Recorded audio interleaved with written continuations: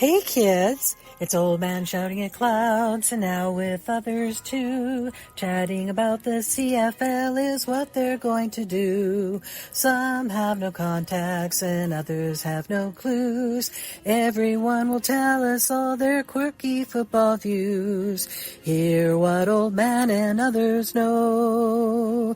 It's the CFL Outsiders Show. Hey, GT. What are we going to do this week? Same thing we do every week, old man. Take over the CFL. Hey, kids. Welcome back to another episode of the CFL Outsiders. I remain, as always, your 100% impartial, completely unbiased, and wishing we could see some good football host, Old Man Shouting at Clouds. Joining me this week, as usual, is MJ. How's the week been, MJ?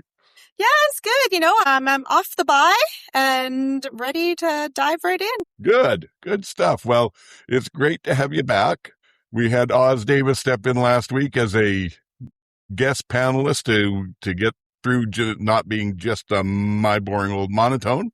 So thanks to Oz for that. Hopefully everyone enjoyed it. It was unique. I'd heard Oz for years, but never met him. And it was mentioned to you in the pre-show talk here. He gave me a nice off-air, a nice little lesson in Hungary and a lot of the stuff, including I found out that the darling of the CFL, Xander Horvath, I got the whole, what do they call, I can't even think of the word history of his name.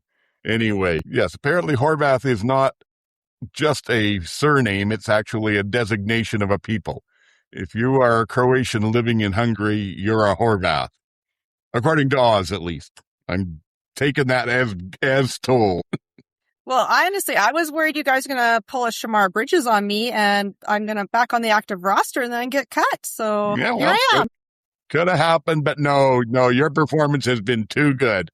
Too good. We were waiting to get you back in. So here we go.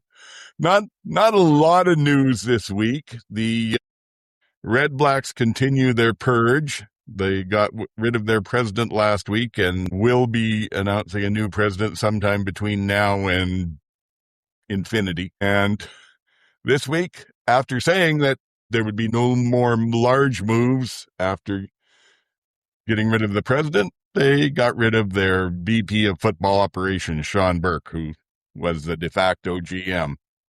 And then they turned around and brought in Jim Popp as a football consultant. Any thoughts on those moves, MJ? Well, the president, this makes sense because he was also the president of the 67s. And most CFL teams do not have a president running two organizations and clubs. Sean Burke, he's got to wear a lot of this. I will give him a pass on Mazzoli because what happened to Mazzoli was not on him. And honestly, I think that it's too bad because I think he could have just really been something great for the Red Blacks. But everything else is kind of on Sean. And Jim Popp is the man, myth, legend, right? Like, I don't hate this. It sounds like he's just temporary until he's going to supervise them hiring a president and GM and like help Brian with some roster stuff. And that makes sense to me. You can't pull somebody in that's younger with not a lot of experience in a situation like this. I feel like you just it's kind of like, I think the Stampeders did this with Wally Bono. Or maybe it was the Elks. Somebody did. But it's a similar situation where I think you just need someone who's been in the industry for a million years. Okay, let's just all take a deep breath. Let's just figure this out and like make a path to move forward instead of just rushing to hire somebody new and then just like more, not to say that somebody new would make more mistakes, but I think you just need some calmness and some leadership right now.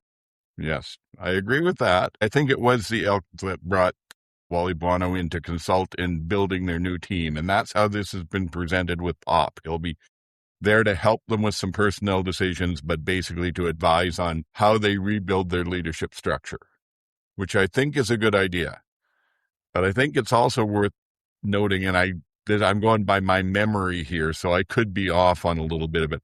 But I think the last 3 or 4 years that Pop was in the league, he wasn't leading any winning teams. I think the most success he had later on was that year in Toronto where they went 9-9 and then managed to pull off the playoffs.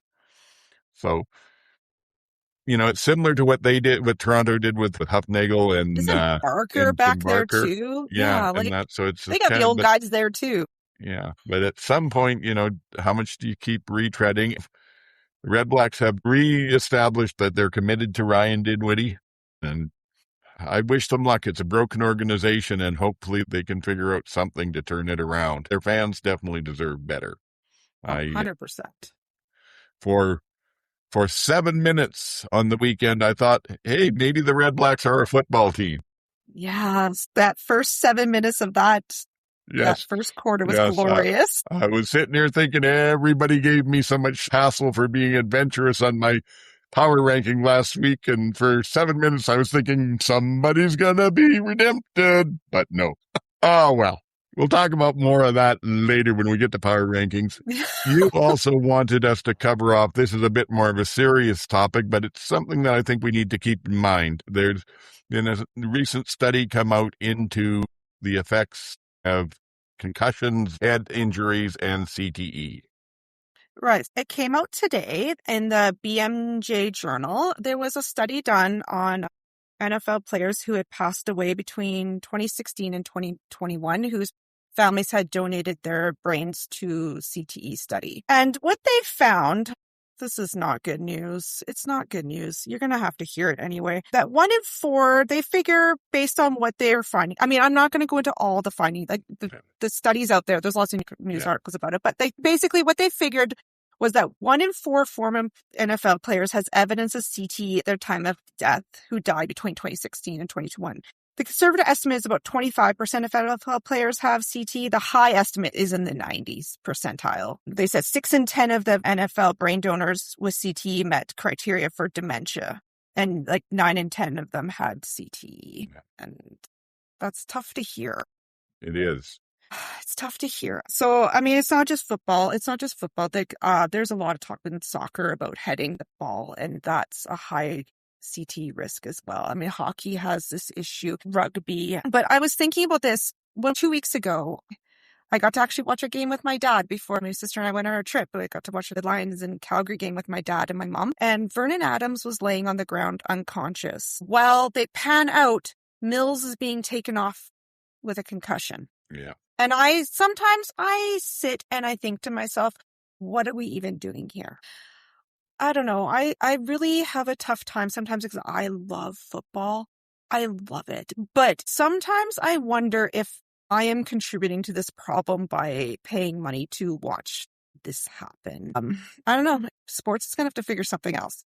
Something out, because this just can't keep happening. I thought about like Arlen Bruce and all the crap he got for trying to like sue the league for his CTE, and then everyone like laughed him off, and here we are. Yes.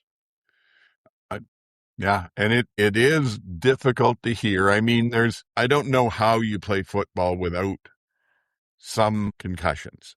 I don't think that you can get away from it. So if the game's going to be there, it's going to be part of it. There's also, I think that, I don't know where the numbers are. Is it 25? Is it 90%? It could be 90%. I'm just, in the interest of fairness, not defending the sport at all, but in the interest of fairness, we tend to see the brains donated of people that their family feels like there was something wrong with them. And so that can skew it to a higher number. But even if it's 10%, nobody should have to go through that for playing a sport. And frankly, I think you can play football without the numbers in that range. Probably like you can play soccer and hockey and get the numbers down too. But you can't do it through rule changes. You've got to do it through an attitude change, or else, in my opinion on this, give a lot more discretion to the referees on penalizing and being serious about furthering on those penalties. Because one of the things that I see is we keep talking player safety, and we keep talking about how that's the most important thing out there. And yet we continually get these situations where quarterbacks run, they slide and take a late hit, and everybody goes, oh, well, they didn't slide in time. How's the defender supposed to stop himself? And yet somehow every one of those defenders that can't redirect their body at all still manages to slam a shoulder or an elbow or a helmet into the quarterback's head. And the same thing with tackles coming across people, ear holing still happens. As long as we allow that to to go on. And frankly, I have little doubt that there's a lot of coaches out there that still teach that as a defensive style. If you can knock a player out of the game, you're helping your team. You know, you don't want to injure him, but if you can put him out for the game, we're not that long, maybe 10, 15 years removed from when we had the scandal down in the NFL with the Saints and their DC paying a bounty on injuring star players. So it's part of the culture, and they can either get smart and change it, or the game will eventually just wear itself out. People, I don't know, I've lost faith in good people the way the world's gone the last 2-3 years, but I honestly believe people won't keep putting up forever with this where human beings are paying far too high a toll just to entertain us. And yes, they get a lot of money for it. So, you know, put it back to a referee's judgment call, and don't say, you know, it's a hit to the head that does this, or it's a hit to, you know, whatever, or it's an intentional thing. Just put a rule in there that any official can say, I think someone attempted a high head hit there. It's a penalty. It's not reviewable, and I don't have to justify it. It's just there. And fans will scream and yell, but if you start doing that and you do it enough, then defenses will stop teaching their players to hit that way. Because if you're continually taking 15-yard penalties and as a star defensive player or any defensive player, when you do something stupid like that, it's a 15-yarder and you're gone for the rest of the game, and maybe another one if we're serious about it. That will change stuff. Because in my opinion, the only way you get away from targeting the head is make it too costly to target the head. And we haven't done that yet maybe not we, but the sports, the NFL, the CFL, the UFL haven't done that yet. You think about how hockey used to be. It was basically a boxing match on ice, and it's not so much anymore. It's moved away from that. And I mean, they used to not wear helmets either. So, I mean, sports need to evolve and change. I think maybe, in my opinion, I wonder if in 20 years from, like even 10 years from now, you can't hit the quarterback. Yeah. Or like you can't touch the quarterback. Or maybe the quarterback's not allowed to cross the line of scrimmage anymore. Yeah. Maybe something like that. Maybe it becomes something like there is a sensor on the quarterback's chest that you have to slap and he's down for a sack. But something, I mean, we come to watch quarterbacks throw. Yes. I'm not there to watch quarterbacks unconscious on the field. That's not. No. Or any player. And no player needs to be injured for entertainment. I don't know. There's got to be a better way. I mean, it's getting better, but is there room for improvement? It's true. I was talking to my husband about this and I was like, oh, this is like, you know, there's a lot of a next man up mentality. And if you won't do it, then someone else will. Yeah. So there's 5 guys that want your job. Don't you dare complain about working conditions or player safety, because someone else will do. The Players Association does have some onus on this. They're going to have to be really serious, and ownership needs to be more serious. But until the NFL really changes things, I don't see a lot changing in the UFL or at CFL, to be quite honest. No, not unless there's a huge lawsuit that somehow comes across. I don't get it, and frankly, I don't have the answers, because even the refs don't seem to have this criteria of player safety firm in their minds. I mean, it's become almost a rote sort of thing, where we saw Reggie Stubblefield on at least one occasion reach out and put his hand on the back of a player's jersey without grasping it. Didn't pull him backwards, didn't do anything, but his hand slapped the back of the jersey, and it was a 15-yard horse collar tackle where there was no more intent or a chance to injure than anything else. And then a few plays later, we've got a Hamilton receiver coming across the middle defenseless, catches the ball without jumping, as the rule says, and a Toronto defender comes down and takes him out at the ankles, which is exactly the description that was put in a year and a half, 2 years ago to prevent, that's not a head injury, but it prevents those serious knee injuries. And they just let it go. Because, well, I guess you can't call everything. But if you don't call everything, people get hurt. I think part of the reason, too, is that CFL officials' friends are not full-time employees. Yeah, that's true. This is their side gig. So if you want to take it seriously, you need to be officiating needs to be taken more seriously.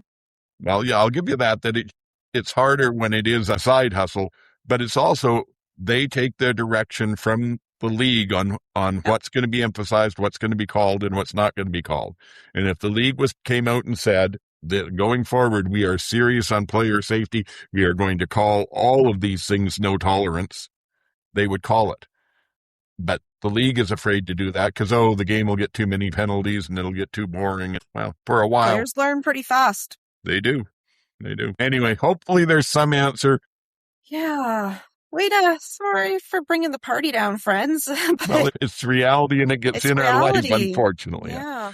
But, there may still be some improvements in the technology in what they can do with the helmets. But even that, there's a lot of different ways for a concussion to happen, and the helmet cannot protect from all of them. But let's go on to something a little more upbeat or happy story, which you also mentioned you kind of wanted us to cover the fact that apparently not everybody gets knocked out and injured early because... I also want to talk about 3 specific people that are just having a little renaissance in the CFL this year, and as a surprise to some of us, really. The first one, I'll go from 3 to 1. Number 3, Malden. Yes. Malden signed a one-day contract with the Ottawa Redblacks earlier this year to retire. Then he came out of retirement and signed with the BC Lions. He had 2 sacks against the Riders. He, in 4 games, has 6 tackles, 2 sacks. Just picking up where he left off. He is 33 years old. Second is Willie Jefferson, who is 35 years old. He's played 10 games. He has 12 tackles, and I couldn't find his knockdown stats, but I assume they're almost the same as his sacks. And then our number one retiree. Oh my goodness. Sean Lemon is 38 years old. He's played 4 games. He has 9 tackles, 6 sacks, and 1 forced fumble. Yeah. Lemon drops are back in the CFL. Please send your workout routine to us. Downright amazing. Yeah. What? But I just thought, you know what? These 3 men are just proven that age is just a number. Yeah. Yeah, exactly. And they talk about quarterbacks lasting a long time, but it's kind of surprising how many O&D linemen play well into their mid and late 30s and can play it well. And yeah, I mean, it was 3 years ago that Lemon signed mid-season with Montreal, and everybody said, I don't know if he'll be much impact. He's getting kind of old. Someone pointed out that the trick for him is to not go to training camp. Yeah, smart veteran move. Yeah, I'm just wait till training camp's over and then sign with the team and just go. Yeah, there was a day when an awful lot of vets would get a turf toe on the first day of training camp and then suddenly recover going into the actual season. Congratulations to all 3 of them. They are all playing very well. I was a little surprised that Lemon's doing as well as he is, but I was very impressed by Malden. From what we saw of him, the last that he was with Ottawa and then the bid in Calgary last year, it looked like there was just whatever he'd had was gone. But I don't know.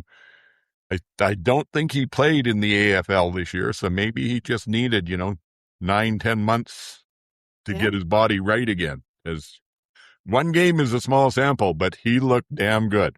He looked good. Yes. He's on the same team as Matthew Betts, and they were talking a lot more about Malden than Betts. They were.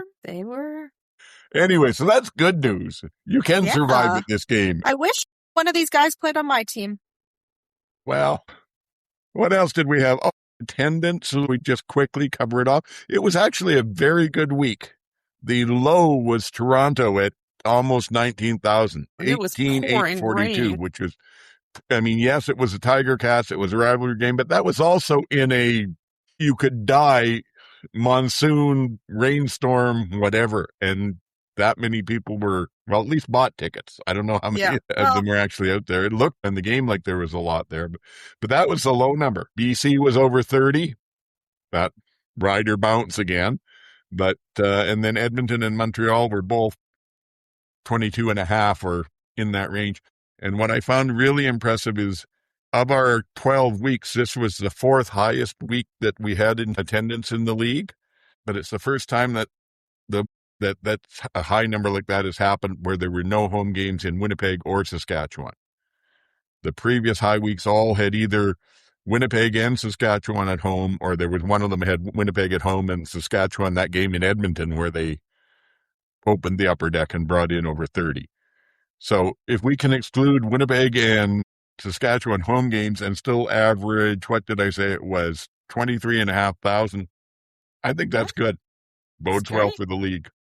Anyway, what else? Oh, signings. We did actually have some this week. We were joking last week about the fact that we had a practice roster guy as our only signing name. But this week there are a couple that you recognize. Just both got announced today. Lawrence Wood III, who was a returner and I think did some receiving for Hamilton, is signed with BC.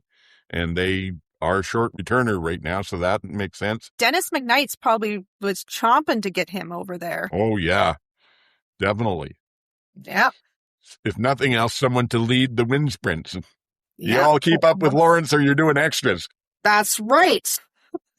And the Riders signed Shamar Bridges. So I wonder what that means, because Keyshawn got bumped a couple of times during that game. Johnny Johnson, the third, or I think it was, or is it Jalen? I forget. There's so many Johnsons on that team.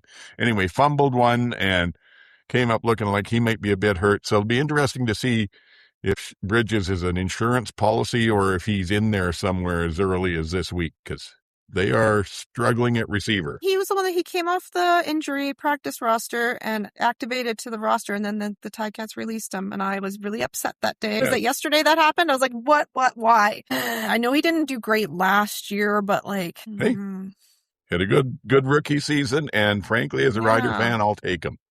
Yeah. Well, you're lucky. I think both these former Ticats are going to do great on their new teams.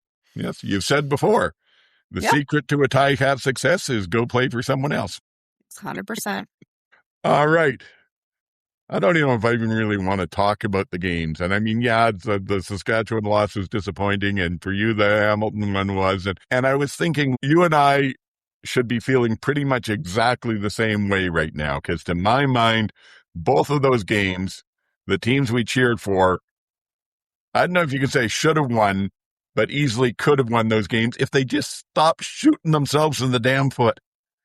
It was penalties were an issue. Yes. Penalties were a definite issue for both of them. We started with Ottawa. Ottawa went to Montreal. Where penalties were an issue. Yes, but for Montreal, and it didn't seem to matter. Montreal had what? They were 7 penalties for 90 yards. Mostly from Kennedy, I believe. Yes. And I think Ottawa had like 3 for 20 yards or something. So, but it didn't help. And as I joked earlier, 7 minutes of great football from Ottawa. Then a minute of taking 4 tries to get it in from the 1 yard line and needing a penalty to help them. But they got up and got a touchdown. I did it. Then, it was pretty much field goals from there on. Once Montreal woke up, they ran over them. They passed, they ran, they did whatever they needed to. Ento made a nice pick 6. It was just one of those games. Montreal went 2 and out after that first drive by Ottawa, and I was like, okay. Like, we might have a little game brewing here, and then no. Like I said, for a brief moment, I thought maybe, but no, I don't know. It ended up the kind of game that the fourth quarter was MBT against Dustin Crum, and CFL was playing greatest catches in CFL history just to try and keep people watching the game. Anything else that we should talk about? Anything else worth mentioning in there? Yeah, Jake Mayer shaved his beard, I think, to try and change the vibe. It did not work. The Alouettes, their defense had just a complete meltdown in penalties, and they're lucky they were playing the Red Blacks. Because if they had played like that against any other team this year, they would have probably been in trouble. Kennedy, speaking of helmets and stuff, he was ripping people's helmets off, he was ripping Pimple's helmets off. I'm like, what? Why, buddy? You don't need to do that. It's Ottawa, first of all. Cool your jets. You're not playing the Elks, or it was weird. It had a weird vibe. And then the Ottawa would do some good things, or they would get a break because Montreal would mess up and like take a stupid penalty. And then they would try a deep shot and it would go bad. And I'm like, why? You're just ruining things for yourself. And I'm like, I get like maybe once trying that, but to continually try to get Mayer to like toss it downfield was really strange considering he does not have the arm for it really. So I wasn't quite sure what they were trying to do, but yeah. I will say that the Ottawa defense kept playing even when it was really bad. They were out there hustling hard. I give props to them. And Glenn, I had to listen to Glenn twice this weekend. Glenn told us all that Alexander was better than Anthony Calvillo, and I'm not sure why he would say things like that. Yes. An awfully quick pronouncement when Mr. Alexander, who's looking amazing, has played, 20 games? All told, and Mr. Calvillo has 80,000 passing yards. So. Yeah, like, no one can even catch him, realistically. No. So just be quiet, Glenn. Yeah, talk to me in 20 years. Right? If Alexander has 75,000 yards and has, stayed with the Owls that whole time and everything, then maybe. Has actually won them some Grey Cups. Yeah. And A little premature. Yeah, so Glenn seems to be coasting a lot this year as in his color commentary. I don't know. He can be very good, but anyway, I went through that last week. I will say that I should have had it in my notes. I don't. There was an extremely nice pass breakup by one of the Ottawa defenders, or the score would have been 1 touchdown higher because they had Philpott open down the rail with a pass that Alexander wasn't going to miss, and whoever the defender was got closed real quick and got just a fingernail on it to tip it out of bounds. So they were working hard, the defense. They were working hard. That defense was hustling. Like, they were not giving up. So if only the offense would work. My premise last week was be scared of the Red Blacks because a desperate team, you don't know what they're going to do. Well, the problem is they're being desperate, but in stupid ways. A desperate team maybe does something like that first touchdown when you get it. Maybe you go for an onside kick right then that they're not expecting. They had Montreal rattled. They were a little rattled. Be ready to do that. Be smart about what to put in some plays that just look absolutely stupid. Put in a play where you've got, your center and your 2 guards and your tackles are way off to one side, still on the line, but ready to lead a quick screen just to confuse the defenses. Stuff like that you can't do consistently, but you sprinkle them in a game if you're desperate. It can go somewhere. They're not doing that. Dinwiddie's doing stuff, like you said, calling deep passes when it shouldn't be, or Mayer's taking the deep option when he shouldn't. Plus, they keep going for the friggin' 2-point converts. It's silly because they do it so early. Yeah, that's my point. They just take the sure points. They get a touchdown by talent. Finally, although it took 4 tries. Later in the game, Montreal takes an unnecessary roughness and a misconduct to give them 25 yards, and then they take a PI in the end zone to give them the ball on the 1-yard line. At that point, if I remember right, the score is 32-16. You kick the convert, it's 32-17. You're down by 15 points. At some point, score another touchdown or 2 touchdowns. You're going to eventually have to try for a 2-point convert. But you don't do it there when you kill all your momentum. Yeah. Because they haven't made one yet this season, as far as I know. But no, at that point, down by 16 points, instead of closing it to 15, he goes for the 2-point after they're lucky to get a touchdown.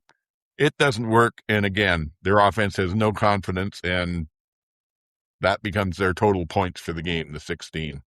Jim Pop's going to fix all this. Yes, a lot of disappointing coaching going on in the league this week again. I don't know. The one thing I will say that normally I hate in-booth interviews, and I'm not a fan of sideline interviews in-game. Do them at halftime. Do them something like that. But if you're going to do one, they did at least a nice one with Sarah Parker and Marc-Antoine Dequoy from the men's and women's flag football teams that both punched their tickets to the Olympics. I thought both those players handled themselves very well in the interview. I enjoyed seeing and hearing that, and I liked seeing the fact that they acknowledged the better performance was from the women's team, and it wasn't an afterthought after what the men had done. So, yes. All right. I got nothing else. Yeah. Shall we move on to our next disappointment in coaching? Yeah, next disappointing game. Next poorly coached game, yes. Because you look behind me here and you'll see all the rider paraphernalia. Or if you're a fan of the show for a while, you know I bleed green. But I'm going to be channeling Winnipeg Blue Bomber fans right now and speaking for you. I feel so bad for you. Tommy friggin' Condell. First half of the game, they play extremely well. Brady gets 13 carries, 2 passes, 100 total yards or something like that. The second half of the game, they end up starting to fall behind. Brady, from what I checking the line score, it looked to me Brady got 3 touches in the second half. And you come down to a point where you get the ball back at the Edmonton 50 with over 2 minutes left in the game. You're down by 3 points. A touchdown wins it. A field goal ties it. But there's also time on the clock. Brady's averaging 7.5 friggin' yards a carry. Plus, he's got the screenplays. Plus, that's when he shines. You might stop Brady for 2 yards early in the game or mid-game where you get a good play. In that situation, he knows and he's proven he'll put the team on his back and he'll find a way to get you those yards. It might be ugly as hell, but he'll get you first down. And if you finally get stopped down around the 20 and there's 30 seconds left, you kick the field goal and okay, good, we're going into overtime. Condell comes out and tries to pass 3 times. He ends up with, a sack and what should have been a sack. Clark's got back across the line, so at least that burnt a little bit of clock there. And then a bad pass. They kicked the field goal with 1.5 minutes left, and look, surprise, Edmonton can march down and win it easy. What is wrong with the offensive play calling in Winnipeg? They're doing the first half right. This is 3 or 4 games in a row. They've used them in the first half, but then it's like Condell, I better outthink the defense. They know I'm going to run. He thinks he's very clever. I think he thinks he's very clever. TSN showed Brady sitting on the bench a lot. Mm-hmm. They panned in tight on Brady sitting, not even standing on the sideline, like sitting on the bench a lot. And then, as you know, the offense goes through Tim White this season. We were all told that, not Brady. Yes. Yeah, this is what you get. Yeah, I am disgusted for Winnipeg fans. Yeah, no, it's stupid for Winnipeg fans. I don't know. Again, you can run back tape from like every episode this year where I'm like, this is a stupid hire. Don't do it. It's a mistake. Yeah. And then what's happened? It's a stupid mistake. And then, as he's saying today, like, a touchdown's always the goal. And I'm like, okay, Tommy Condell. They were up 16-0. Yes. I had here that Ottawa played 8 minutes of football. Winnipeg played 20 minutes of football. Just not enough for the full game. The Elks, so the Elks were, like, they have not had a bye yet. Yeah. They've played 10 games straight. They're tired.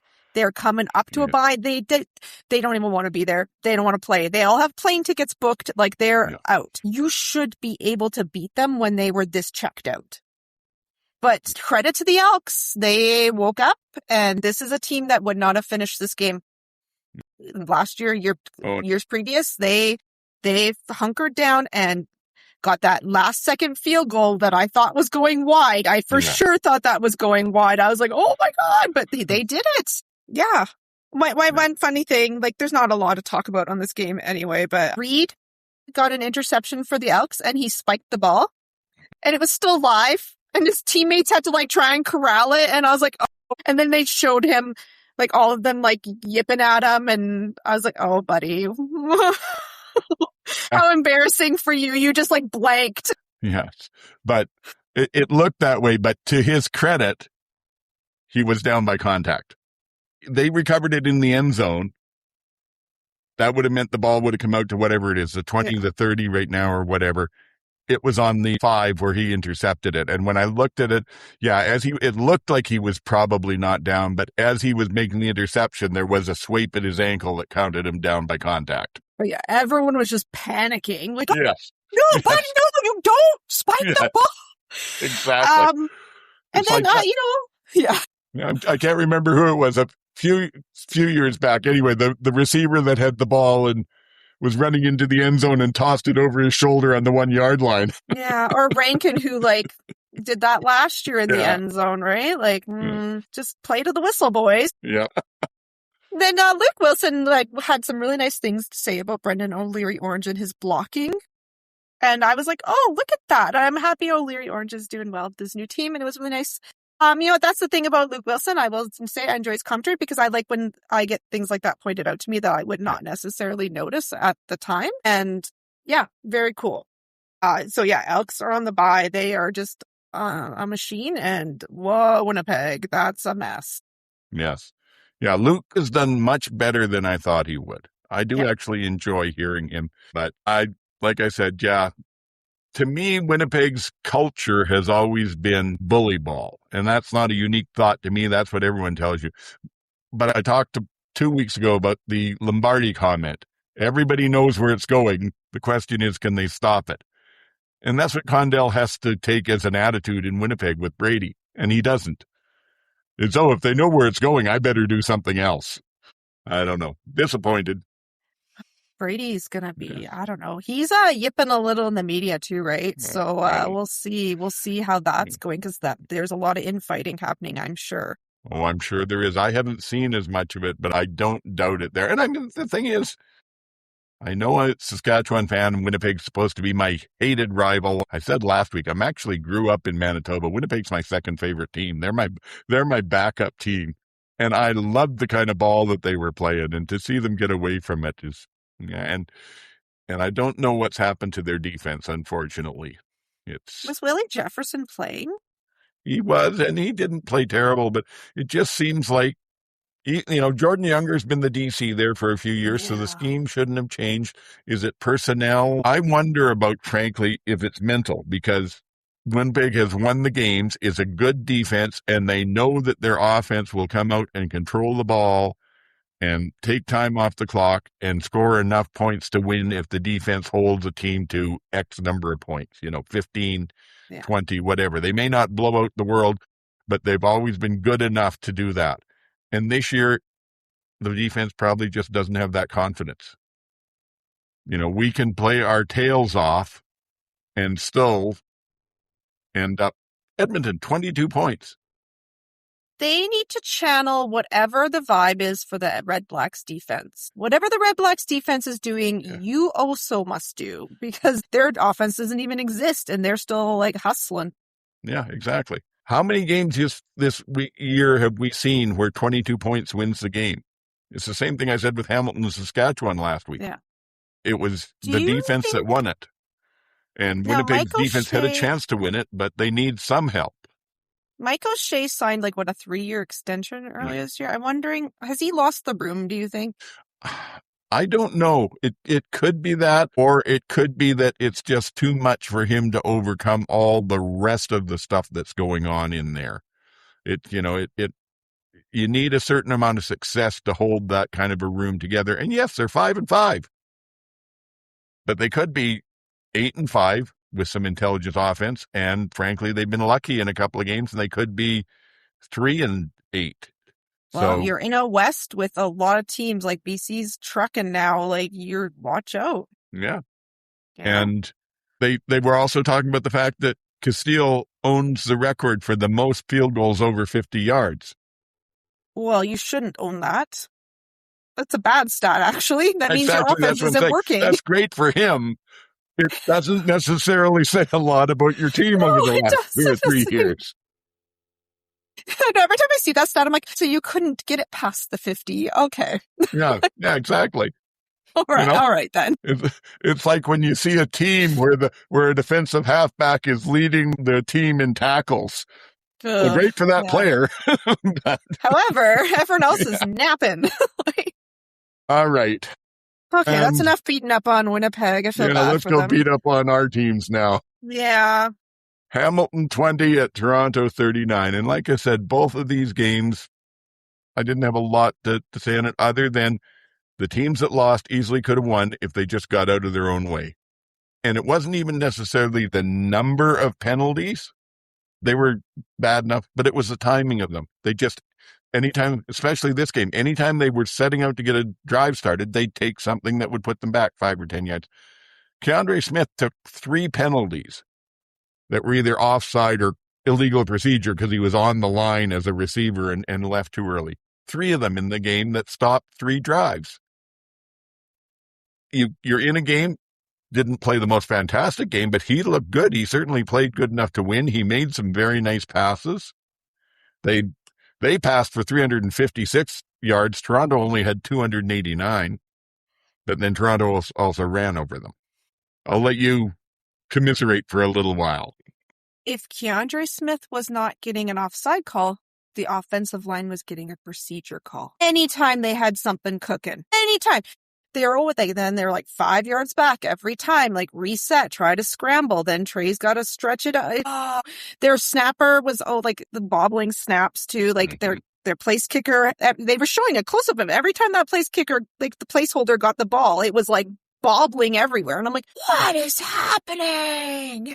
And the defense I was assured that this was an elite defense. Number 1 defense in the league. They played terrible.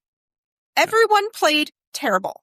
There was not a good player on that field. Nobody was having a good game. The Argos are playing in the rain just fine. It's not the rain because Chad's was out there passing and making plays. But yeah, I think you just, every time, like poor Trey, you finally have a play you think's going to work and then you got the defense figured out. Oh, procedure.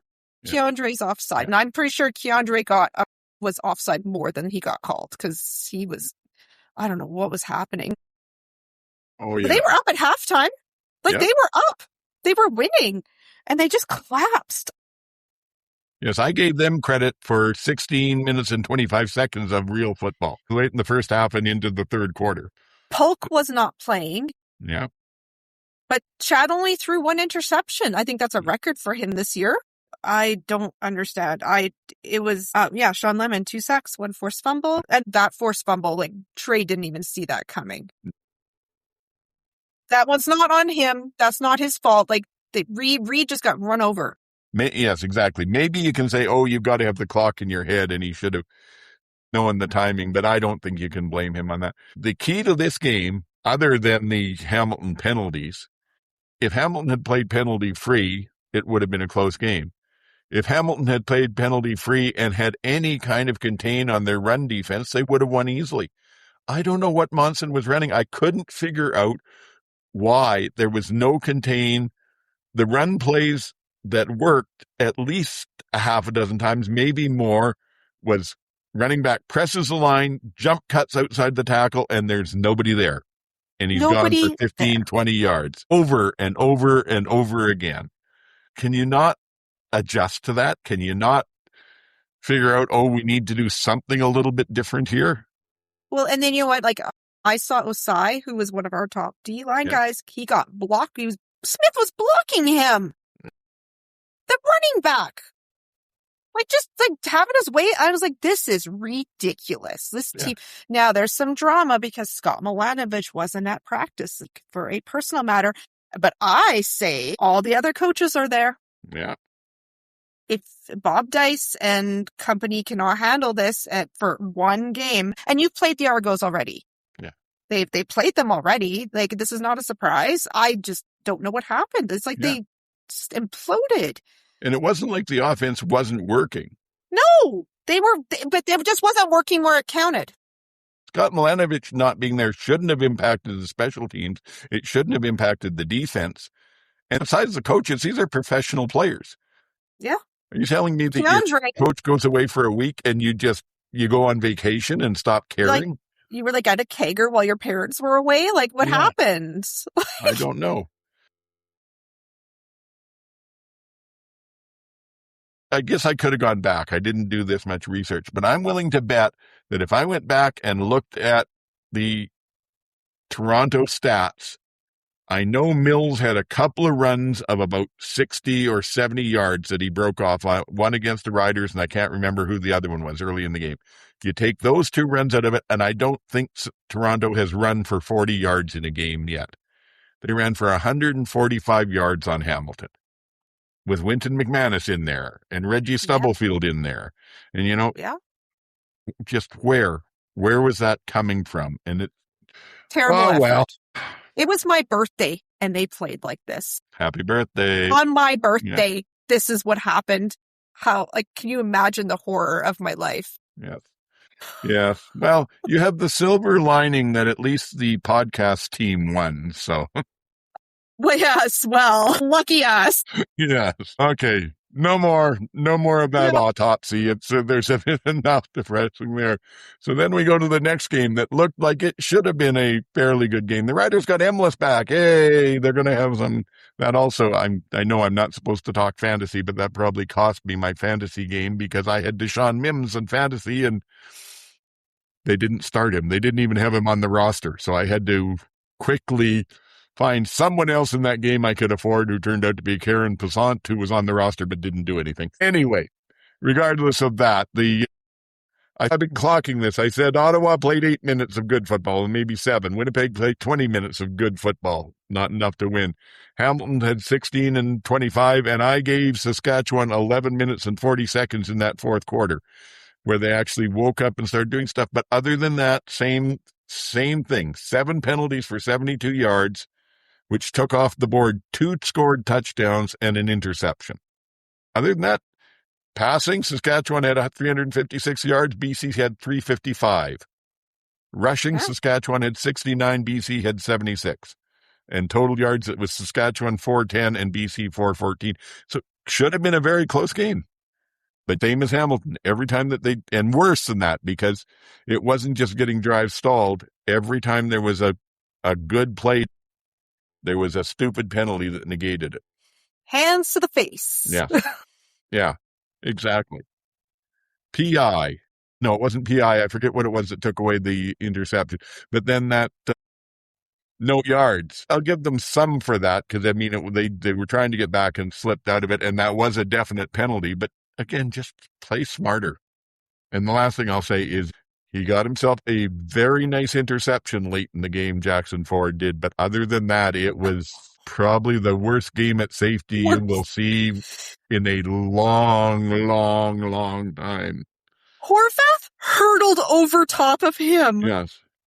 Yes. And they showed it 100 times, and then they kept showing Ford looking sad and are upset. He is in shade, yes. Oh, it was shady. It was shady. Yeah. He had a terrible game. Oh, yeah. He came flying down on Berryhill trying to make a big hit that instead of wrapping up, he got bounced off and it went for a big gain. And how did Berryhill even, I could not believe that catch. Yeah. Yes, fantastic catch. But fantastic. Shouldn't have been any more yards from there on. Nope. And finish your tackles. Yes. And then the next series, he comes out and lays a huge hit on somebody 3 steps after they've already not caught the ball. Just stupid stuff. Stupid stuff. Yeah. Not tickling from BC, though. BC played well.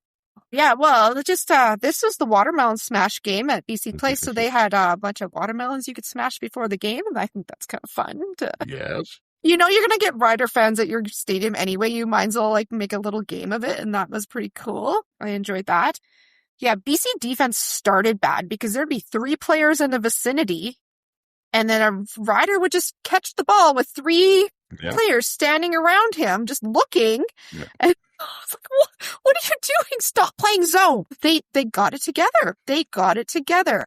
I mean, Saskatchewan helped them, but they did get it together. Yeah, as the Berryhill caught that in traffic, and it was such a bang play, and that I thought he was going to die. I thought for sure that suicide, those passes over I was like, oh no, he caught it right. Emilus, however, had a hospital pass thrown to him at the end of the game, and I'm not quite sure why you would do that to him in the end of the fourth. You are going to lose this game. You sent a player one of your top receivers who just came back off injury over the middle to get crushed. Yeah. And now he's out with a hip. What? Why? Yeah. That was a stupid play call. A dangerous, stupid play call. That was.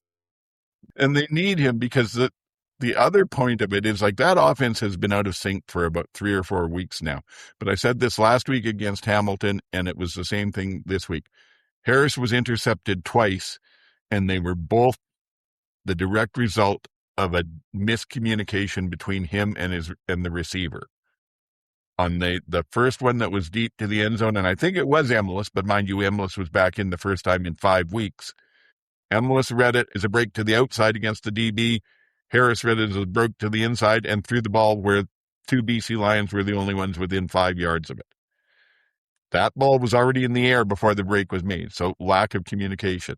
And the same thing on the second interception was Jate, their rookie, who's looking not bad. He had a slant that he had to get to a certain spot, and he took too deep on the slant and let it get jumped. So is that not necessarily the receiver's fault, but that's the fact that the receiver and Harris are seeing things differently. And that offense runs when they see it right. That's why those tight window throws work. That's why it looks like it can just go like a hot knife through butter against the defense. But as soon as you start losing that, you get a game like this. Harris looked so flustered. I don't think I've ever seen him so flustered. He was screaming into his helmet.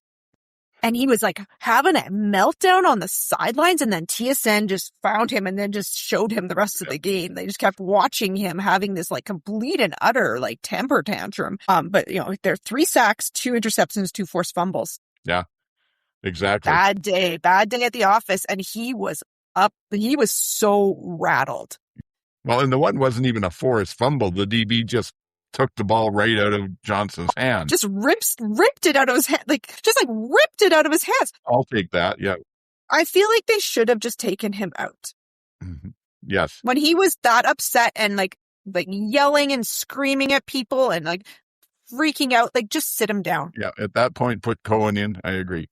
Although I will say he did have amazing chemistry with their new star tight end, Daniel Johnson. Yes. The offensive lineman who lined up that wide. Was fun. Best receiver got of the himself night. a pass in the flat and rambled for 17 yards, including hurdling over a tackle. Well, you saw Findlay, like when the replay, he was like pointing at him. Yeah.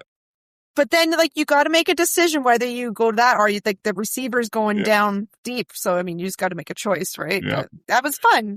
I enjoy when things like that happen. I'm an old lineman. I love it when I see one of us fat guys get the ball. It's and he like knocked a guy over and like ran. Exactly. Stiff-armed the guy, did a little bit of a hop over it and all. And that sparked them for a while. But then they just went back to making the same stupid mistakes. Yeah, they made stupid mistakes. Harris should have taken it out, and then he threw that suicide pass to Emilus. And what? Yes. No one's having fun. No, not at all. It does give me an opportunity to tell one of my favorite Corey Mace stories. And I don't know, I may have said this on the show before. I saw an interview with him back when he played, and they lined him up at tight end on a short yardage play, and he broke out into the end zone, and they threw the pass to him. And he got it. And they asked him about it, not right after the game, but the following week, I think it was in practice. They asked him, how did it feel to get that catch and that? And he said, it was the most amazing thing. I was out there. I went out, made my cut to the outside. I saw the ball coming. It was over the wrong shoulder. I had to turn in midair and do a twist and grab, a thing of beauty, and pulled it down. And I was on top of the world. And then I went and watched the film, and it was just another fat guy catching a football, which is amazing honesty. Yeah. The only other highlight, maybe, at least fun moment of this game was when Saskatchewan did a dump pass to Thomas Bertrand Houdon, who took it up the middle for 10 yards, got absolutely smoked, and the ball popped back 5 yards into the hands of Logan Furlan, the Saskatchewan center, who bobbled it around and fell on it for the 10 yards. So you got to say they got one break in that game. Yeah. I just want to talk BC Lions for, I will say they played well. They played well. Horvath looked good. Katoy played a great game, and his mom was there, and she had never seen him play at BC Place before. So that was really nice he gave her the game, when he got a touchdown, he ran over and gave it to her. That was really nice. He kind of reminds me of Nick Lewis a little bit. He's going to run you over. Yes. He's taller and not quite as thick as Nick, but he's got the Nick Lewis, the DBs are scared of him vibes. Yeah. Yeah. Nathan's looking like he's they've won 4 in a row. Don't look now. Yeah. Don't look now. Well, they look good, but again, I didn't think they looked fantastic. I do think they're coming along and they're going to be a team to beat, but I do honestly believe that it was the ineptitude of the Riders team, I don't think you saw a kind of game that the Riders were capable of. Just like, frankly, didn't think you saw when they beat Winnipeg with their backup quarterback that Winnipeg played the kind of game they were capable of. So yeah, they might do well. They got Ottawa coming up this week, so they'll get another win there. I expect they'll probably end up with about 10 wins, but I think there is still a bit of an element of smoke and mirrors in there that will come out as the last half of the season plays on. My opinion. I don't have the faith in Benavides' defense that other people seem to be developing. And I think the offense is good, but I don't think that they're the offense people were expecting that's going to put up, high 30s, low 40s in points every game. I think that the 30 points in this one was pretty indicative of what we'll see from the Lions going through. And can their defense hold other teams under that? Winning's a mentality. It is that too. And I may be here in 6-7 weeks eating humble pie saying, wow, look at that second half. You play the teams in the schedule, right? Yeah, that's not your fault that the Riders played so terrible. That's who you get to play. So, like I said, this is an opinion. I certainly don't mean to say friends, that I know. I'm here to give props to the Lions, so Don't you worry. Okay. We'll have balance in our reporting. No, frankly, to be quite honest, there were only 2 teams that I was impressed with this weekend that I thought I would say there's a team that you know is going to win an awful lot of games. And I thought it was fairly obvious that they're the 2 that are sitting at the top of the standings. Yeah. If anyone out there isn't sure what I mean by that, it is Montreal and Edmonton, of course. And even Edmonton with, like you said, their slow start and going into a bye after a long stretch, they still played like a professional football team. Like to dedicate this win to the CFL schedule makers. Yeah, exactly. All righty. Well, those are the games for this week. Oh, we're only an hour and a bit in. This is going quicker with only 2 of us. People will be so disappointed they don't get to hear my voice on and on and on. Those games were just so inspiring to talk about. That's true. A better week, we might have spent another 20 minutes on every game. But as I think it was Oz last week when I asked him at the end of one game, do we have anything more? And his answer was, I'm surprised we got that much out of it. So, all right. So power rankings. Who's doing them? Are you going to take them over? Okay. Friends. I would like to apologize on behalf of the podcast for what you witnessed last week. That will not happen again. Okay, hit us with them. Okay, number 1, Elks. Hot off the bye. If you can win heading into the bye after 10 weeks and pull it out, you're number 1. Number 2, Alouettes. Too many penalties on defense. Otherwise, you probably would have been number 1, but you got to clean it up. 3, BC Lions on a roll. 4 in a row. The Riders are number 4. Get it together, boys. Otherwise you're dropping down further. 5 is the Argos because they put it all together this weekend. All the pieces fit and they looked good. 6 is the Stampeders. I know GT would not like to mess around with people who are on the bye, so I think I tried to leave them where they were. This is really contingent if Mills and VA are back in the lineup. And they're saying positive trending right now. That's the only answer. Yeah. 7 is the Bombers with an identity crisis incoming. The Ticats are 8 because that was a terrible performance by everyone, and you are no closer to getting Bo back, and terrible all around. 9 is the Ottawa Redblacks, and I just have a note saying sad trombones. Yes. Well, thank you for that. I'll tell you a story about a friend of mine. Got nothing to do with this podcast or anything that's happened in the last 2 weeks or anything like that. But friend I haven't seen in probably 30 years was actually my boss, and we got to be good friends, fella named Boyd. And he told me about having a part-time job when he was in school. And he worked at a jewelry store. And the jewelry store also sold fine china. Part of the job was having to unpack the fine china, which was very expensive, and everybody hated doing it because there was so much pressure not to get a nick on it or anything at all. So Boyd said when it was his turn to unpack the fine china, the first thing he did was break a plate. and he never had to do the job again. So for whatever it's worth. I believe the term is weaponized incompetence. Yes, exactly. I like that. I haven't heard that before. Moving on from there, the injury reports before we take the games. This I'm having to do a bit on the fly because when I did my notes earlier, some of these weren't in. No one's marked as out or available at Montreal. Stevie Scott III and Braden Knoll on the O-line did not participate. And again, I don't think either of those is a big loss. The way Montreal's playing, Justin Lawrence is back practicing in full for the Alouettes, so that's good news for them on the O-line. Yes, I see that. Yeah. That is good news. Thank you. I was just looking at the did not participate. You're right. Like I said, doing a bit on the fly here right now. So Winnipeg. Good news for them. Mike O'Shea special. Everybody's hurt. Brady did not participate. Eli from the O-line did not participate. Nick Dembski did not participate. Diedrich Nichols did not participate. Hamilton, there's a few names limited, including Charbel de Beer, who I think has been probably one of their best defensive linemen the last 2 or 3 games, has played extremely well. Frost is still limited, and who else do they have here? Tyler Tugnowski and Tyson Middlemost, both backup receivers, did not participate. Myron Mitchell and Keandre Smith were both limited. Who needs Shamar Bridges now, guys? Yeah. Saskatchewan does, apparently. Calgary, Vernon Adams was limited, and I saw an article today saying that he's trending positive. They're more encouraged that they'll have Mills back, but they hope to have Vernon back too. And Mills was a full participant. Reggie Bagleton was a full participant, but I don't know that means anything. He has been and then been back off and everything anyway. Other than that, Divine Scott in the defensive backfield was limited. And, their short yardage guy, Quincy Vaughn, was limited with a hamstring. Yes. The Argonauts, Nick Arbuckle was limited. So, don't know. How?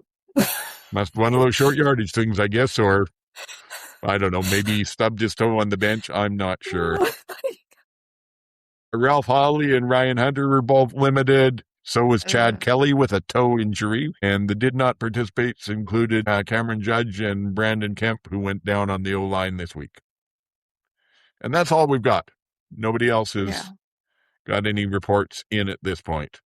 I think the Lions and Red Blacks are the Sunday game, so they're probably not even practicing yet. I think it's Friday, 2 Saturday games, and a Sunday this week, is it not? And then we get into the Labor Day and all that excitement.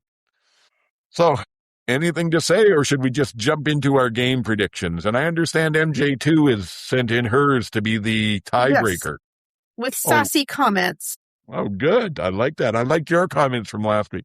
Oh, and we should let people know that we're still working on negotiations. The agents are involved at this point, but we're hoping that we're going to have MJ2 as a more regular contributor post-Labor Day, when the season really matters. She reiterated to me that the season does not start till Labor Day. So. Of course not. Yeah. Even next year when there's only 2 games after Labor Day. No, that's even not true. Next year. What? I'm being snarky.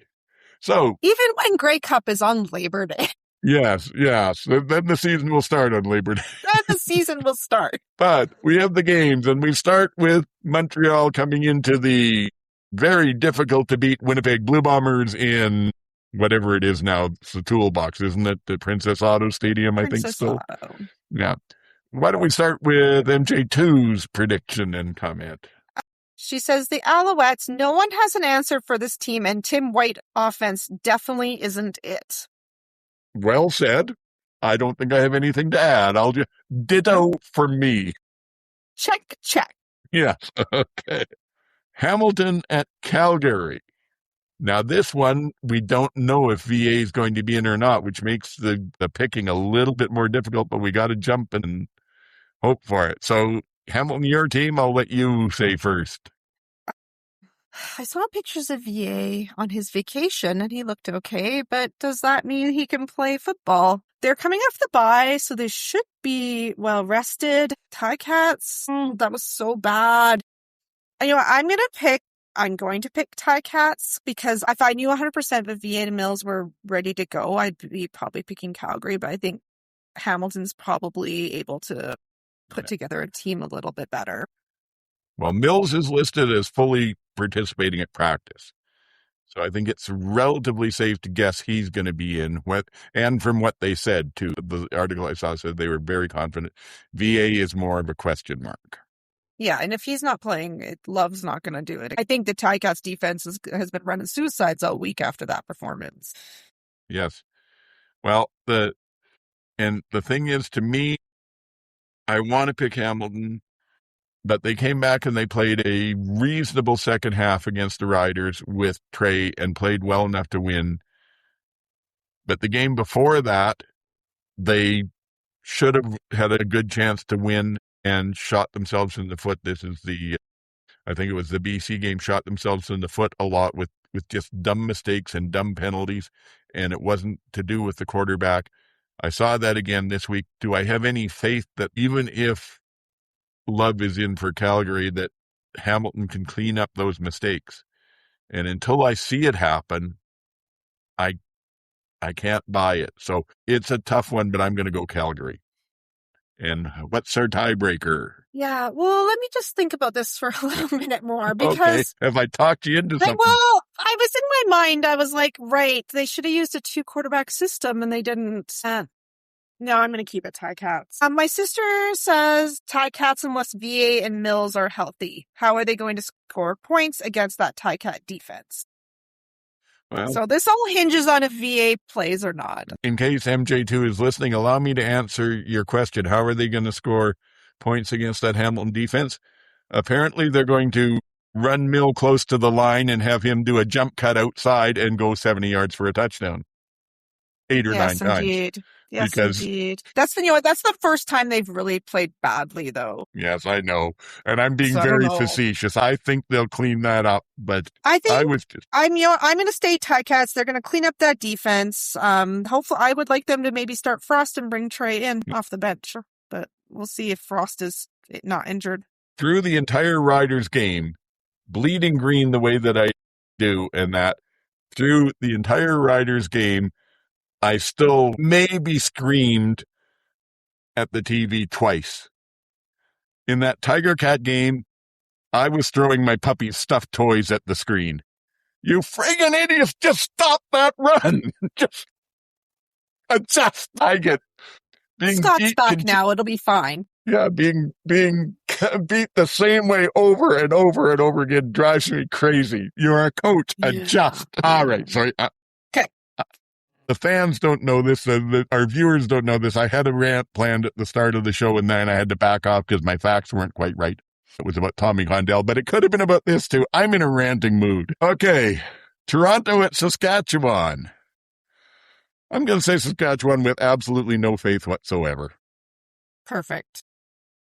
Toronto beat them earlier in the season in Saskatchewan, could easily do the same thing. Mind you, again, like I said, when I was thinking the Hamilton-Calgary game, well, Calgary walked all over Hamilton in Hamilton. Calgary put up 54 points, 56 points, whatever, against Toronto in Calgary, and then went and lost to them. So who knows what'll happen with the return game.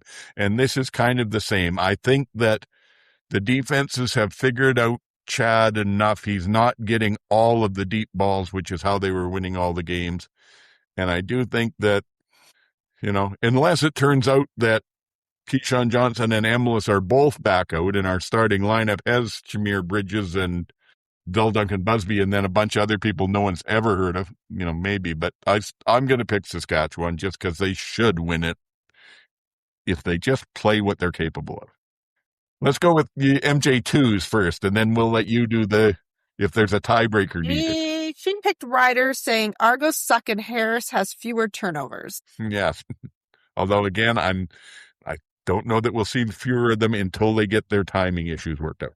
But, so that's 2 for the Riders. Are you making it unanimous, or? No, I unfortunately think that the Argos have somehow figured something out. And I think Chad Kelly might make Ford's life a misery. Well, that's entirely possible. And I'd like to see the loyalty of you sticking with our podcast team. It gives me no joy. Yeah. It gives me no joy. This is not fun for me. Yeah, and I mean, he did that without his top receiver. I guess the best defense in the league. So I don't know. I like, and if Harris has is the same issues with his receivers against the BC defense, I think he's going to be in trouble. That's the thing, is that BC defense, especially their pass defense, isn't that good, but they couldn't do anything against it. So I would not be at all surprised to see them lose this one, but I don't want to pick against them and then have them put together the game they're capable of. Oh, I picked the Ticats. You don't need to tell me it. Don't give it away. All right, so the podcast is picking riders there, but you've got Toronto. And then the last one, BC at Ottawa. Well, it's Ottawa, so we have both picked Ottawa to win. We have. At one point in this season. We have, and I've been embarrassed enough. And yes, BC has to go all the way across to Ottawa. It's not going to Montreal, so Ottawa's a little bit easier to do that with. There's not the St. Catharines distractions. I can't. This Ottawa team is just in free fall. I don't see them having a prayer. I'm going to go BC. So the Ottawa defense will play them well, but that's about it. Does MBT start? Good question. I haven't seen any reports about who's taking first team reps, and Dinwiddie, they said, was non-committal when asked about it after the game. Tyree Adams I asked if Tyree Adams was still in BC or if he's been released. So yeah. So is Jared Dagey. Yes, Jared. Oh, yes, our notable release we missed, Jared Dagey. Yes. You guys were talking about that, how Ryan hasn't won. And that last game that he won, that was the game where Dagey was like to the Elks, like, you cut me, and like making the scissor things at them, like, you cut me. And now, like, what's. So is everybody else. So has everyone, Dagey. Yes. Yes. Apparently they released him and did bring in another ex-college U.S. quarterback. I didn't even catch the name. I stopped paying any attention when they said his college completion percentage was 60%. Cool. So, yeah. Right. I mean, why not? Yep. Now that's what you need. I'm looking forward to another weekend of Horvath hurdling over people and punching in touchdowns. Oh yeah, against that. He's ahead of Tommy now. Against that Ottawa defense is quite possible, yes. And is it a sweep? Did I ask about MJ2 on this already? She said, I wish this wasn't so easy. Go Horvath. Yes. Go Croatian in Hungary. Oh, dear. Well, I got to tell you said it gives you no joy to take Toronto. I have gotten a minimal amount of joyous moments from the CFL out over the last 2 or 3 weeks. And it's not just that the Riders have lost games. I understand why they've lost them. I'm not happy about it, but you can't play like that and have any hope of winning. But it's just the games haven't been good lately. I feel like we're like in the mid-season slump. Yes. We've got enough injured people, and I don't know. It's just, like we were, to me at least, and I have a very rose-colored glasses, so I could go back and look at the stats and find, I'm completely wrong on this. But the way I remember it, the first 4 or 5 weeks of the season, every game was coming down to the last 2 or 3 minutes. Everything was decided right at the very end, or at least teams were within one score at that point. You look at the games this weekend, and that Winnipeg Edmonton game was the only one that was within one score. Yeah.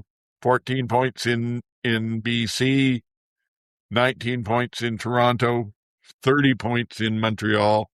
And as I said earlier, TSN starts treating us to the best catches of the CFL this season, or the best wild weather games, highlights from those just to keep people on the game.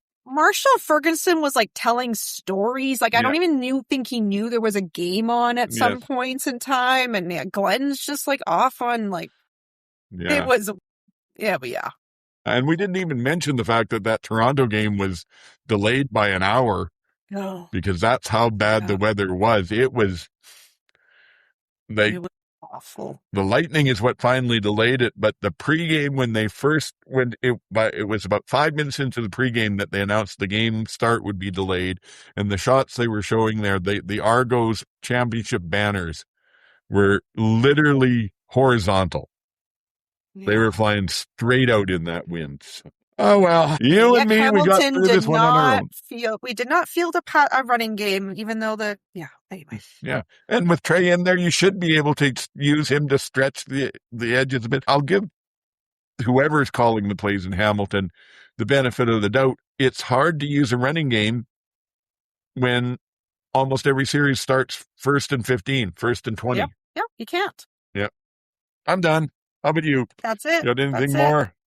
No. Okay. I bashed on my team enough. Sure. Give the folks any final thoughts you have. And yeah, so sad news today that Dolly Parton passed away. I didn't hear that. Oh yeah. So, go read a book, go donate a book, donate to your public library, do something kind for someone else. Be like Dolly. Yeah, it's really sad. And you can find me Instagram running the show over there, and we'll see how I feel posting this weekend with these games over on Bluesky at Sports and Plants. Yes.